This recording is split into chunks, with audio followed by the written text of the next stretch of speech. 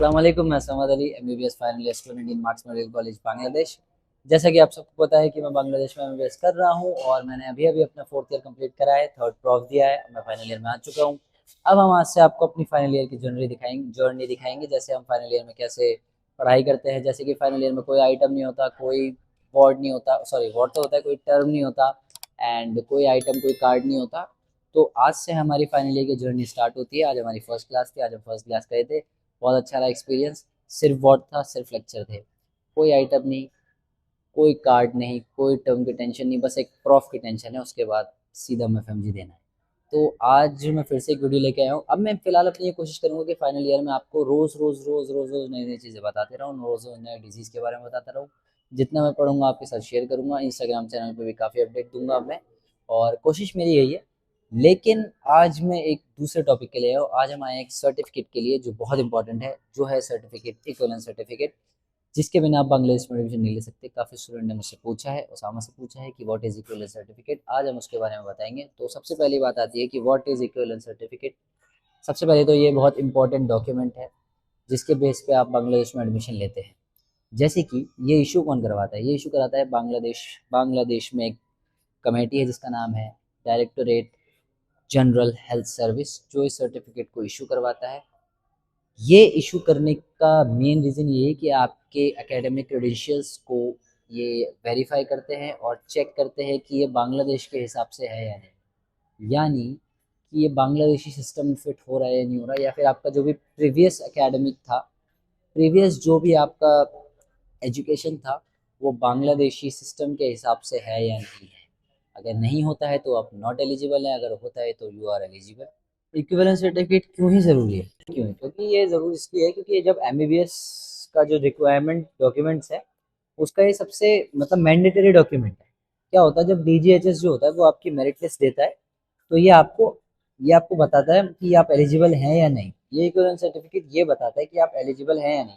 क्या करता है ये कॉलेज में, मतलब कॉलेज में जाता है, कॉलेज वाले इसको चेक करते हैं, कॉलेज वाले इसको देखते हैं कि क्या ये स्टूडेंट एलिजिबल है या नहीं। अगर आप, इसमें एक क्राइटेरिया होता है, जो भी बांग्लादेश के क्राइटेरिया है कि मिनिमम 60% मार्क्स होने चाहिए आपके 10th और 12th में, तो वो इसके थ्रू आपको यहाँ पे पता लगेंगे। जैसे आपके मान लो 10th और 12th में 60% थे, तो यहाँ पर आपकी जीपीए बन के कुछ आता है, सीजीपीए या जीपीए कुछ आता है इसमें इक्विवेलेंट सर्टिफिकेट में, वो लिखा होता है।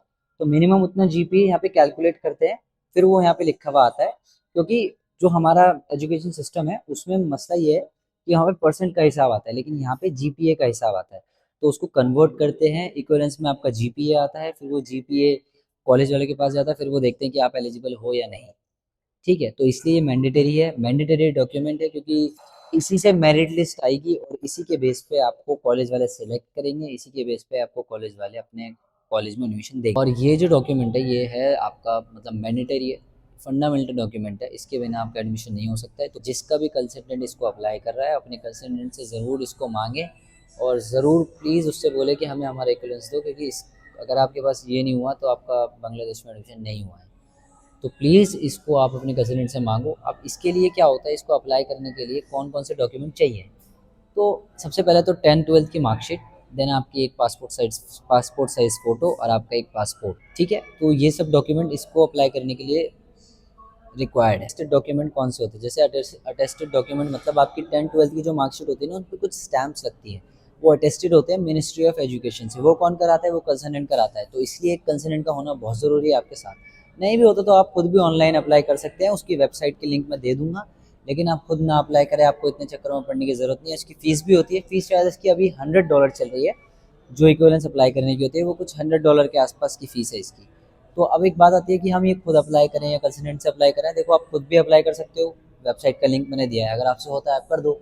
काफ़ी स्टूडेंट्स एडमिशन करा देते हैं, जैसे कि काफ़ी स्टूडेंट मेरे से बोलते हैं कि भैया हमारे एक जानने वाला स्टूडेंट है, वो हमारा एडमिशन करा रहा है। उससे भी ले सकते हो, लेकिन उसमें मसला ये है कि उसमें कोई वारंटी, कोई गारंटी, कोई गारंटर नहीं है आपके पास कि आप किसको कंप्लेंट करोगे। स्टूडेंट की कोई वैल्यू नहीं है कॉलेज में। ठीक है, अगर कोई स्टूडेंट कुछ भी जाके बोलता है कॉलेज में कि सर ये मेरा स्टूडेंट है, तो कॉलेज वाले बोलेंगे कि तुम्हारा स्टूडेंट नहीं है, ये कॉलेज में डायरेक्ट एडमिशन हुआ है। तो मैं आपको यही समझाऊंगा कि आप किसी कंसल्टेंट के पास ज़रूर जाएं, उससे बात करें, ऑथेंटिसिटी ज़रूर चेक करें, क्रेडिबिलिटी ज़रूर चेक करें कि जो है वो, जो भी आपका कंसल्टेंट है वो ट्रस्टवर्दी है नहीं है, आपको मतलब आपके साथ फ्रॉड ना हो जाए।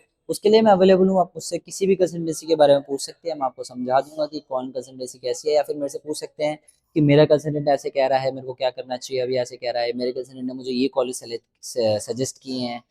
तो आप मुझसे पूछ सकते हैं कि उसने सजेस्ट किए हैं तो कौन कौन से बेहतर आपके लिए, हम आपको दे सकते हैं। ठीक है, अब हम इस वीडियो को ख़त्म करते हैं। तो मैं आपको समझा देता हूँ कि इक्विवेलेंस सर्टिफिकेट मैंने बता दिया है आपको क्या क्या होता है। एलिजिबल करने का डॉक्यूमेंट है, फंडामेंटल डॉक्यूमेंट है, बहुत मैंडेटरी डॉक्यूमेंट है, इसके बिना आपका एडमिशन नहीं होता है।